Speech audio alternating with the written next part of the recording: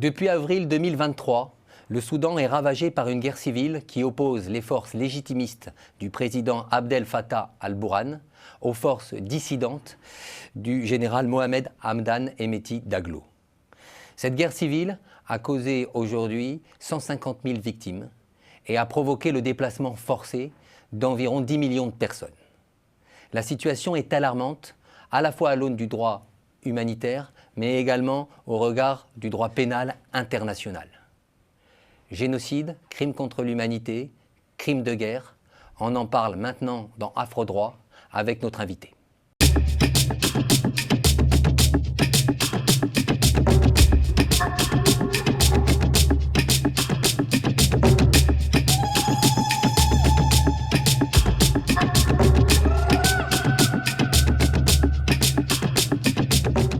Ce soir, nous recevons à Afro-Droit l'avocat soudanais Omer Aouadallah. Chers confrères, bonsoir. Merci d'être avec nous. Monsieur Aouadallah, chers confrères, vous êtes donc avocat. Vous êtes également secrétaire général du réseau des juristes soudanais en exil. Vous vous efforcez de documenter les exactions qui sont commises contre les populations civiles au Soudan. Vous êtes également docteur en droit constitutionnel de l'Université de Fribourg. Merci d'être avec nous ce soir. Alors, confrères, d'abord, pour entrer dans le sujet, rappelez-nous brièvement, pour ceux qui ne connaissent pas spécialement la situation, quelle est la situation militaire aujourd'hui au Soudan, après plus de 2 ans d'une guerre civile destructrice et meurtrière. Merci pour l'invitation et pour donner l'occasion de parler de la situation humanitaire et sécuritaire au Soudan. En fait, il est très essentiel de rappeler que cette crise ne reçoit pas l'attention internationale qu'elle mérite. La situation, c'est très grave après 3 ans, presque de 3 ans en conflit depuis en avril 2023. La guerre provoquait une crise sans précédent, malheureusement touché des millions de civils innocents. La situation reste volatile et fragmentée. Les combats continuent entre l'armée nationale d'Al-Burhan et aussi la force de soutien rapide par Hemeti, avec des villes stratégiques changeant de contrôle. Ça, c'est la situation exactement. Comme El Fasher, par exemple, récemment. Voilà, les violences s'est concentrées surtout au Darfour et Kordofan pour le moment. Alors oui, Kordofan, c'est la partie centrale du Soudan, et le Darfour, c'est la frontière, un peu la province occidentale vers le Tchad. Le Darfour, oui, exactement. Voilà. Oui. Mais alors, justement, vous dites que la communauté internationale ne donne pas toute sa place à ce qui se passe au Soudan actuellement. Oui. Vous avez sans doute raison, mais le représentant du président Trump, Massad Boulos, oui, a quand même déclaré récemment que c'était la plus grave catastrophe humanitaire mondiale, ce qui était en train de se passer au Soudan. Ce qui caractérise le Soudan, notamment cette guerre, c'est le fait que les populations civiles sont particulièrement prises à partie. Oui. D'accord ? Alors, pourquoi elles sont tellement prises à partie, ces populations civiles, par les combattants? Est-ce que c'est des motivations raciales? Est-ce que c'est des techniques de guerre visant à terroriser les populations pour qu'elles quittent les territoires? Pourquoi elles sont tellement... Comment en est-on arrivé là? En fait, la situation est vraiment devenue dramatique parce que ne sont pas seulement les forces armées qui payaient le prix de la guerre. En fait, ça, c'est les civils qui payaient le prix de la guerre. Déplacés, il y a 550 tués, malheureusement. Il y a 10 millions. C'est énorme. En fait, c'est énorme. Et si le combat entraîne la destruction d'infrastructures, ça veut dire les hôpitaux, les routes, les écoles, les services. Mais tout ça, en fait, c'est des dommages collatéraux ou il y a vraiment une volonté des forces combattantes de s'en prendre directement aux populations? En fait, il y a 2 raisons principales pour cette situation. D'un côté, il existe une dimension raciale, bien sûr, dans la manière certaines communautés sont attaquées. Alors, par exemple, quelles communautés sont attaquées et par qui? Ça veut dire les Massalites, par exemple. Les Massalites. Voilà, par les Hemeti et les FSR. Et les Arawa aussi? Voilà, les Arawa aussi. Sont attaqués par les Janjaweed. Par la communauté, oui, la raison ethnique. Et aussi, il y a notre les déplacés de plupart de population à cause de cette raison ethnique et raciale. D'accord.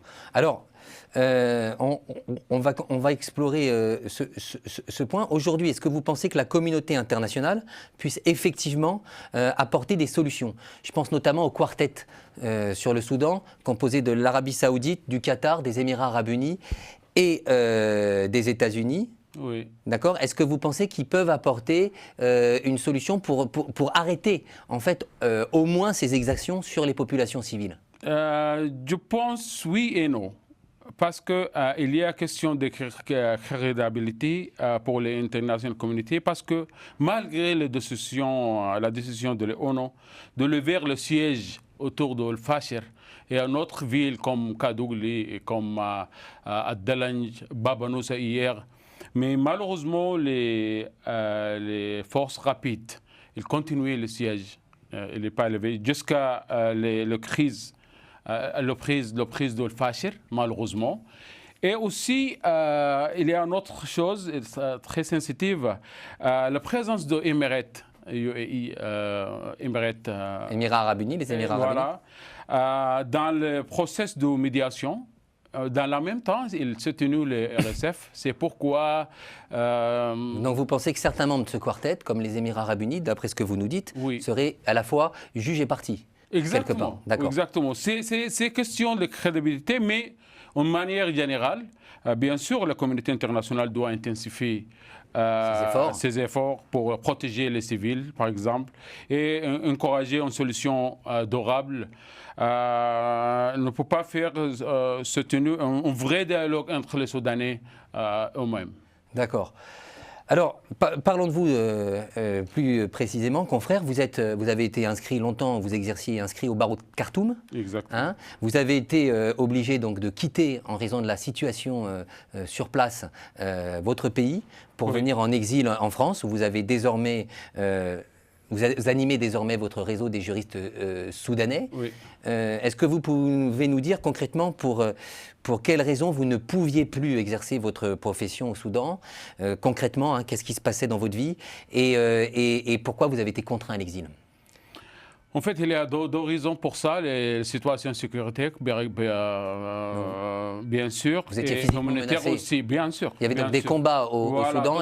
Voilà. Et vous étiez menacé par qui? Par l'armée Al-Bourhan ou par les forces FSR? En général, mais c'est incomparable pour faire comparaison entre l'armée et les FSR. C'est toujours les FSR et les menaces.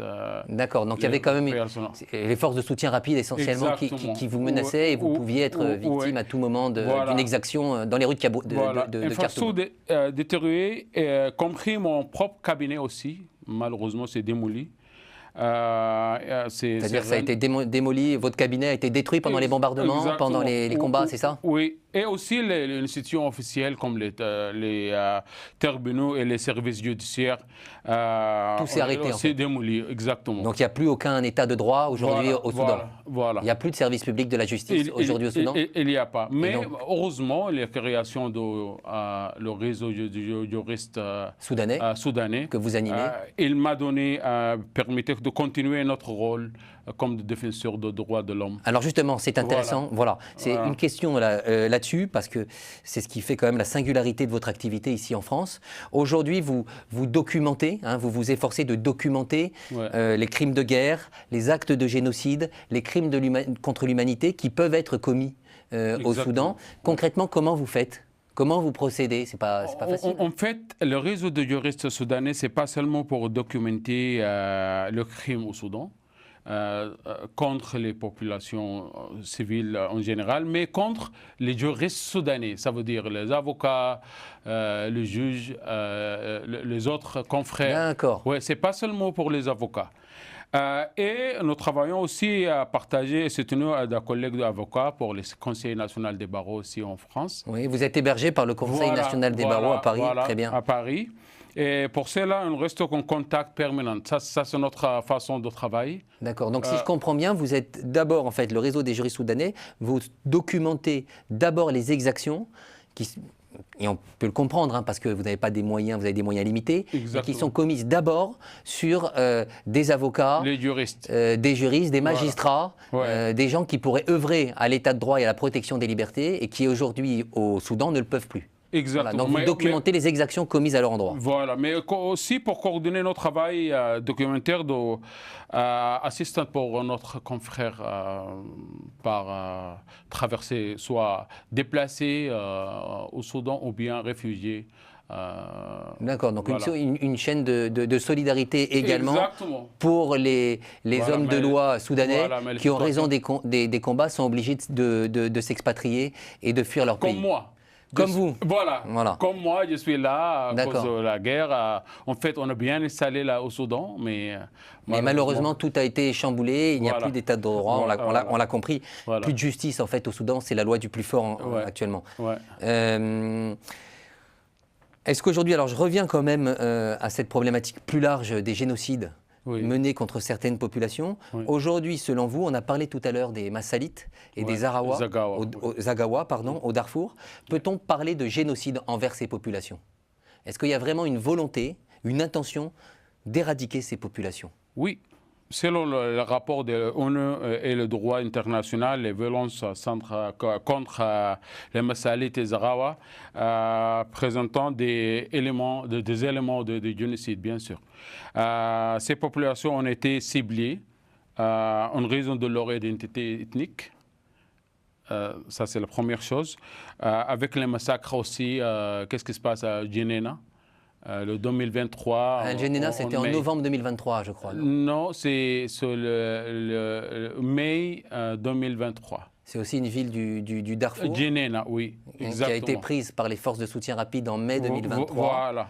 Et là, il y a eu des exactions terribles, c'est ça? Oui, exactement. Nettoyage ethnique, les 15 000 peuples malheureusement massacrés par les forces rapides. Soutien rapide. Et aussi les autres éléments, les déplacés forcés et la destruction des villages correspondent aussi politique de la terre brûlée juridique pour les génocides. Oui. D'accord. Alors, la situation effectivement au Soudan aujourd'hui, il n'y a plus de droits. Hein, c'est la loi du plus fort.